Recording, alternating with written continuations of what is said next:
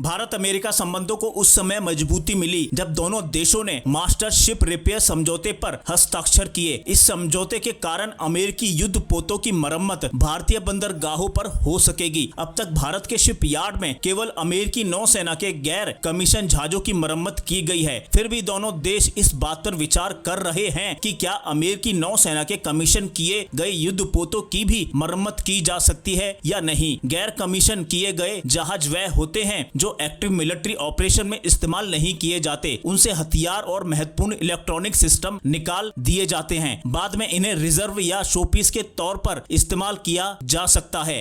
कोलकाता में अमेरिकी वाणिज्य दूतावास और भारतीय थिंक टैंक CUTS इंटरनेशनल ने 2 दिवसीय रक्षा समाचार कॉन्क्लेव आयोजित किया था। इसमें भारत में अमेरिकी राजदूत एरिक गारस्टी ने उम्मीद जताई कि दोनों देशों के बीच संबंध इस हद तक बढ़ेंगे कि अमेरिकी युद्धपोत मरम्मत के लिए भारत आएंगे। चीन के साथ बढ़ते तनाव के बीच युद्धपोतों की मरम्मत और रखरखाव के लिए अमेरिका भारत को एक प्रमुख केंद्र बनाना चाहता है। अब तक सहायक जहाजों का रखरखाव किया जा चुका है। भविष्य में विध्वंसक और बड़े जहाजों के भी नवीनीकरण के लिए आने की उम्मीद है। हालांकि विमान वाहक और परमाणु पनडुब्बियां इस दृष्टिकोण का हिस्सा नहीं हैं।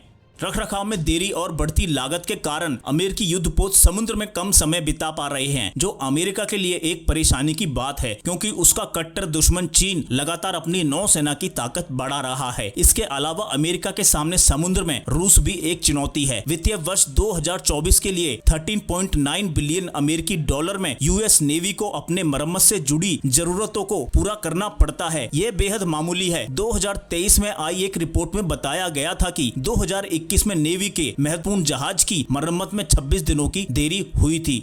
10 वर्ग के जहाजों के परिचालन और समर्थन लागत में लगभग 2.5 बिलियन डॉलर की वृद्धि हुई है। अमेरिकी सतही युद्धपोत का रखरखाव 2 निजी शिपयार्डों General Dynamics, National Steel and Ship Building Company और BAE सिस्टम शिप रिपेयर की ओर से किया जाता है। यूरेशियन टाइम्स की रिपोर्ट के मुताबिक रेड कॉर्पोरेशन की एक रिपोर्ट कहती है कि अगर इनमें से किसी एक कंपनी ने बाजार से बाहर निकलने का फैसला किया तो नौसेना को विकल्प खोजने के लिए समय की जरूरत होगी। राजदूत गारस्टी ने कहा, हम अपने जहाजों को ठीक करने और विमानों का काम देखने के लिए भारत आना चाहते हैं। युद्ध की स्थिति में हमें अपने जहाजों में ईंधन भरने के बारे में चिंता की जरूरत नहीं है।